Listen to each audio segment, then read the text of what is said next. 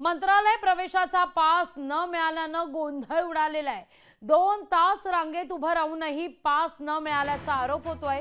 प्रवेश पासच्या ढिसाळ नियोजनाविरोधात कोर्टात जाणार असल्याचं देखील म्हटलं जात आहे।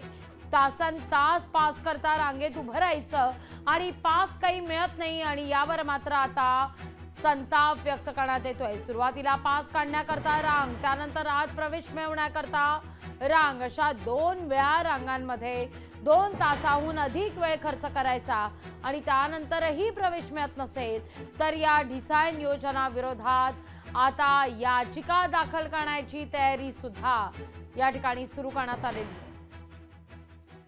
मेन रोड पर्यंत ही लाईन गेलेली आणि मी त्याच्यात उभा होतो आणि आम्ही साधारण 5:30 ला या गेटच्या जवळ पोहोचलो। आमची रांग जी होती ही या गेटच्या जवळ पोहोचली आणि त्या टायमाला आम्हाला असं सांगण्यात आलं की गेट क्लोज झालेले आहेत आणि कमीत कमी आम्ही 50 ते 60 लोक असेच उभे होते। काही लोक सोलापूरवरून आलेले, काही लोक सांगलीवरून आलेले, काही लोक लातूरवरून आलेले, हे काका आहेत ते परभणीवरून आलेले आहेत।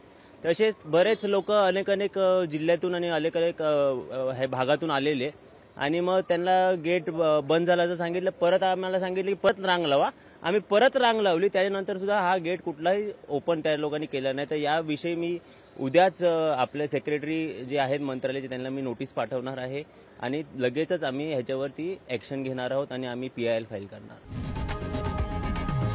लोकशाही मराठी ऐका, पहा, जागरूक रहा।